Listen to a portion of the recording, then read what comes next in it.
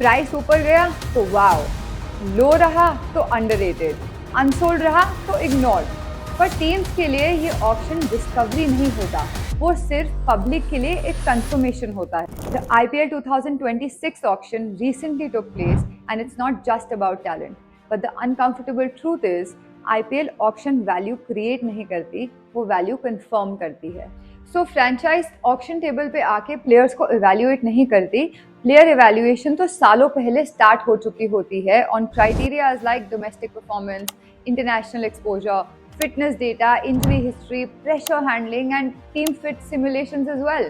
So auction सिर्फ वो moment होता है जब उन इंटरनल असेसमेंट्स पे एक प्राइस टैग पब्लिकली लगता है। इसलिए फैंस को ऑक्शन शॉकिंग लगता है, क्योंकि फैंस सिर्फ स्कोर कार्ड्स देख रहे होते हैं, लेकिन फ्रेंचाइज पूरा रिस्क एनालिसिस कर चुकी होती है। तो जो चीज़ फैंस के लिए सरप्राइज है, वो फ्रेंचाइज के लिए ऑलरेडी प्राइस्ड इन होती है।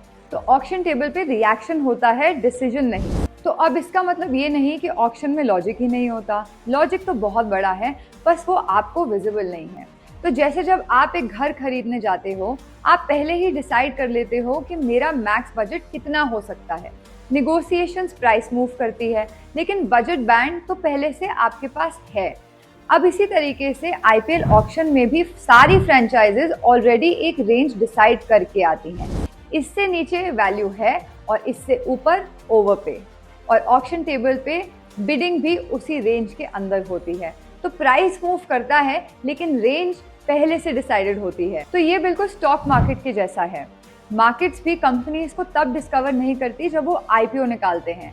कंपनी की वैल्यू पहले से होती है, IPO सिर्फ पब्लिक वैलिडेशन होता है। तो IPL ऑक्शन भी वैसा ही है, वैल्यूएशन का एक रिवील, ना कि क्रिएशन का। और इसीलिए ऑक्शन वैल्यू बनाता नहीं है, सिर्फ वैल्यू दिखाता है।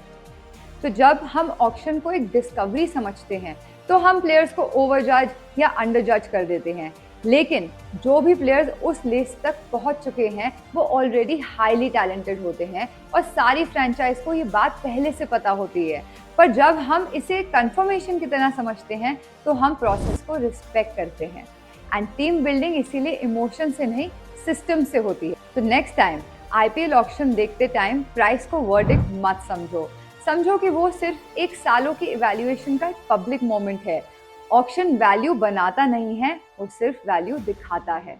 So the next time you watch an IPL auction, do not treat the price as a final judgment. Understand that it is a public moment of years of strategic internal evaluation.